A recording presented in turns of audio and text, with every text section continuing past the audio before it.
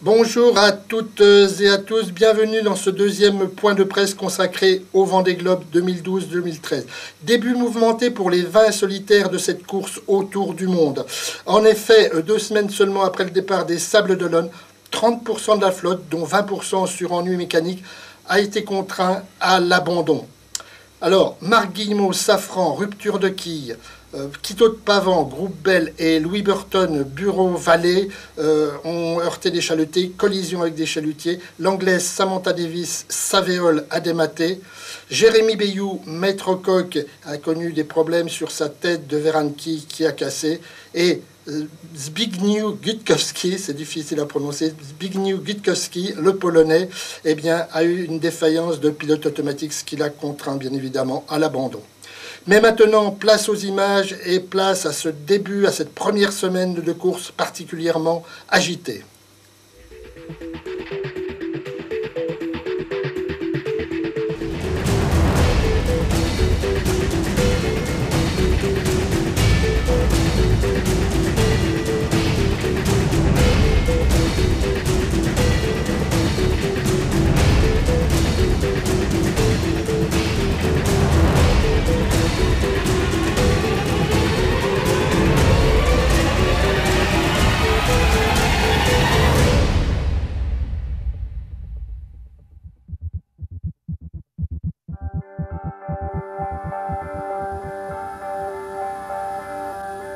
Samedi 10 novembre, petit matin aux Sables d'Olonne. Un petit matin pluvieux, grisouille. Un petit matin à ne pas mettre son nez dehors. Mais ils sont tous là. Ils sont venus d'à côté, ils sont venus de très loin. Ils sont 300 000. Et ils sont venus parce que le plus extraordinaire défilé que la compétition vélique puisse offrir se déroule là, le long de ce chenal. Tous les 4 ans. Le plus extraordinaire défilé donc, le plus chargé d'émotions. On peut trouver tous les superlatifs, en inventer de nouveaux. Finalement, ça ne traduira jamais ce que l'on ressent à cet instant-là. À cet endroit-là. Il y a des choses qui n'ont pas de mots. Je crois pas qu'on peut être habitué à ça. Pas possible. Je me suis réveillé ce matin et j'ai vu tant de monde ici. Je me sens humble. Autant de personnes qui viennent pour te souhaiter bonne chance, c'est une sacrée émotion. Même les durs de durs, les vieux briscards ont des trémolos dans la voix. Alors imaginez un novice, le Benjamin de la flotte. On part relativement longtemps, on s'éloigne de ses proches, il y a beaucoup d'émotions, il y a ma maman qui pleure, tout ça. À un moment, il faut appareiller. Et donc le défilé commence. Que pensent-ils ces marins alors qu'ils progressent comme au milieu d'une gigantesque haie d'honneur, qu'ils portent les rêves d'aventure de tous ceux qui restent à terre? Sont-ils sereins, fiers, écrasés par les attentes, par l'immense défi qu'ils se lancent? C'est le même sentiment qu'il y a 4 ans. Je pense que chaque fois on part un peu dans l'inconnu.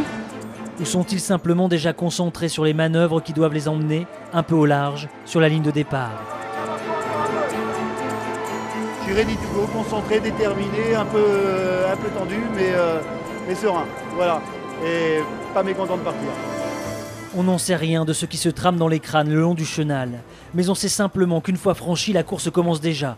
Direction la ligne de départ, il faut débarquer les équipiers. Trouver la bonne position pour qu'à 13h02 exactement, on soit le mieux placé. Et lorsque François Cluzet appuie sur la détente, il faut croire qu'il libère aussi énormément d'impatience.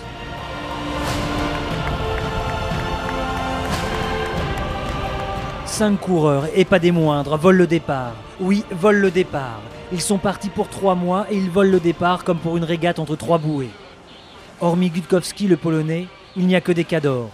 François Gabard, Quito de Pavan, Armel Lecléache et Vincent Rioux. Que des favoris, obligés de manœuvrer pour repasser la ligne. Les autres, eux, sont partis.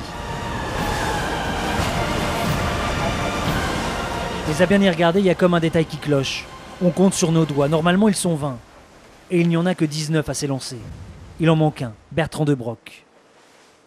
Il rentre au port, après avoir endommagé son bateau à 25 minutes du départ. C'est pas très grave, hein, mais voilà, ça nous fait perdre 24 heures. Donc il y a même un concurrent qui m'a envoyé un SMS. Ah. Voilà, Marc Guillemot, il m'a dit, bon, 24. Une journée sur 24 heures, c'est pas très grave. Non, une journée sur 90 jours plutôt, c'est pas très grave. Et Marc Guillemot, justement, est dans le trio de tête de cette première après-midi de course. C'est sympa de se dire qu'un skipper à la bagarre prend le temps d'en réconforter un autre.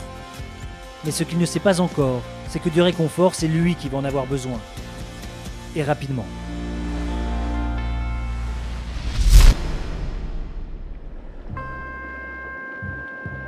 Première nuit, 3 heures du matin. Marc Guillemot arrive au port des Sables d'Olonne.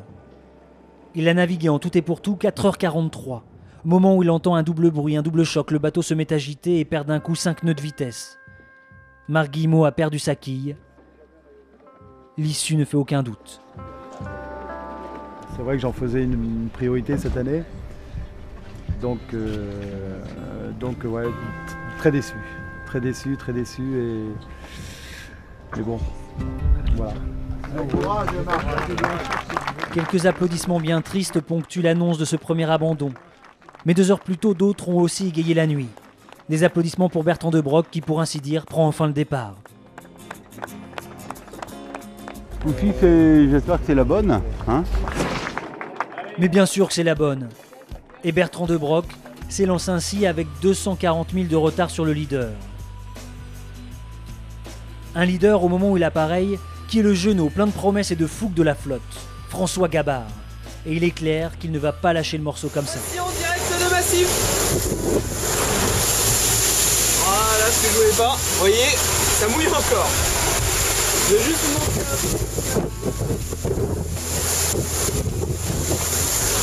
On est donc au portant. Ça continue à aller plutôt vite. Vous voyez le sillage derrière. Toujours en tête, pas très loin de PRB Banque Populaire. Et écoutez, pour le moment, on se régale. François Gabard est un peu parti cette nuit. Il a un peu attaqué. Je crois que c'était peut-être une bonne idée, mais la mer était très difficile et je m'étais promis de rester sage si les conditions de mer étaient dures. Donc voilà, je pense que j'ai un peu respecté mon engagement. Alors j'espère que je le regretterai pas dans les jours à venir. Attaquer, ralentir, gérer, attendre. Chacun fait comme il le sent ou comme il le peut. Mais il est clair que dorénavant, tout le monde y est dans le Vendée. Il y a des sourires, des grimaces, des anecdotes. Salut, c'est Sam Davis sur le bateau de Staviole. On est au large du Portugal et pour l'instant, tout va bien.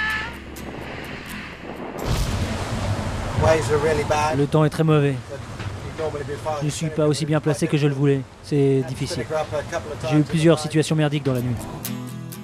Les petits canets de maman. Il reste à paquet, hein. Merci maman. Je pense qu'à l'équateur, il n'y aura plus rien. Bon, nous voilà à bord de Synertienne. Et ça, c'est les cartes bleues de Philippe Lahotte qui a oublié ses cartes bleues à bord du bateau en quittant le bateau. Donc il y a celle-là. S'il s'en rappelle plus, il y a celle-là aussi. Voilà. Donc il les aura à l'arrivée. Mais il y a eu aussi des histoires beaucoup moins drôles. Voilà, ça s'est avancé une belle journée. Et puis voilà, patatras.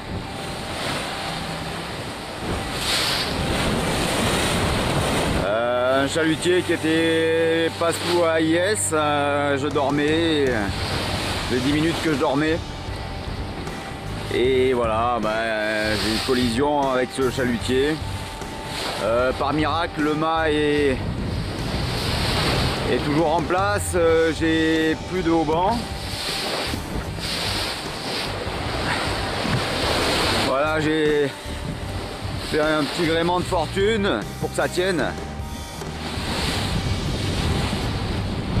Et puis j'ai plus de bout dehors, il y a un peu de dégâts sur la partie avant du bateau. Voilà.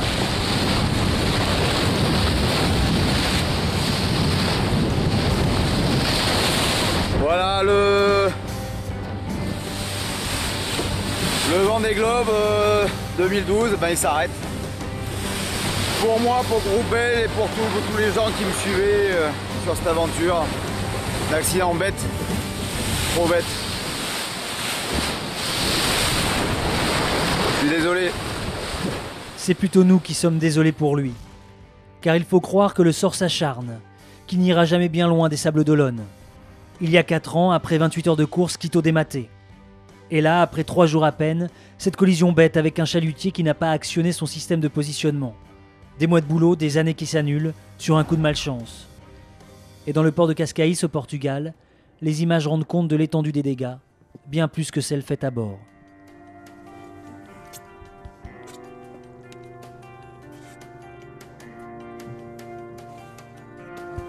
Voilà. C'est pas très joli.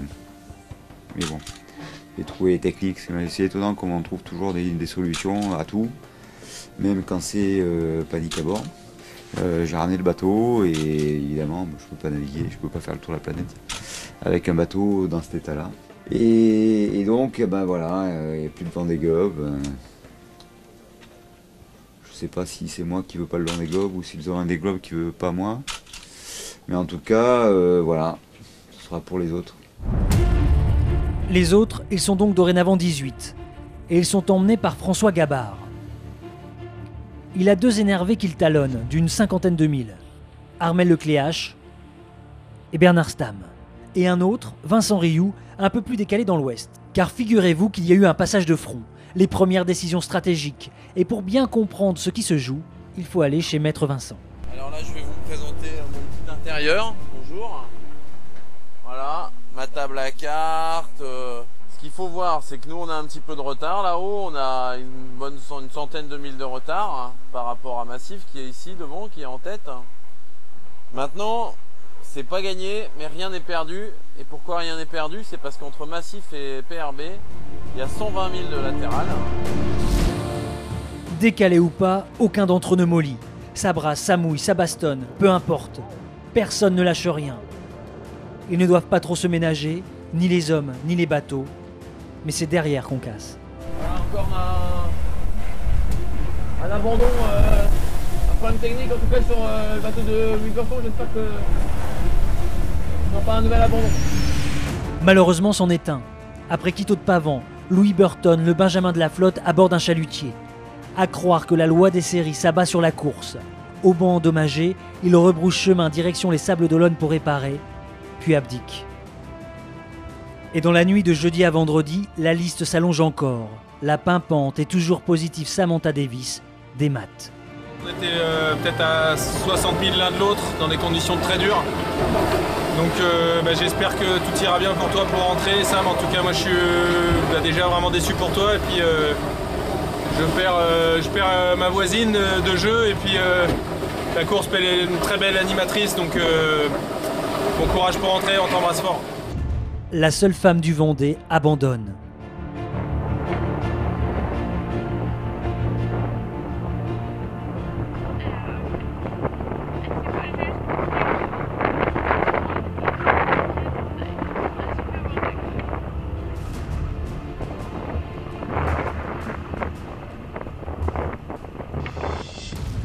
Après une semaine de navigation, ils ne sont plus que 16 skippers. Autrement dit, 20% de la flotte a déjà disparu, en seulement 7 jours. Et il y a un autre enseignement de cette première semaine. Ça s'annonce serré.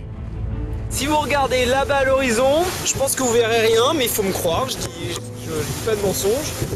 Il y a Poujoula qui est, je le vois là, l'œil nu, qui est à 4-5 000 juste à côté de nous. Voilà, pour les news, les dernières journées étaient plutôt dures, j'ai eu un vent hyper tordu. Je pense pas que mes petits copains là à côté ils aient eu du vent aussi tordu pendant 2 jours.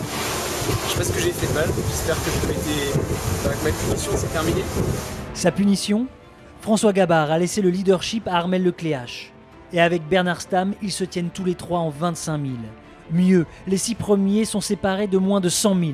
La course bat son plein et la prochaine marque a le même nom pour tous.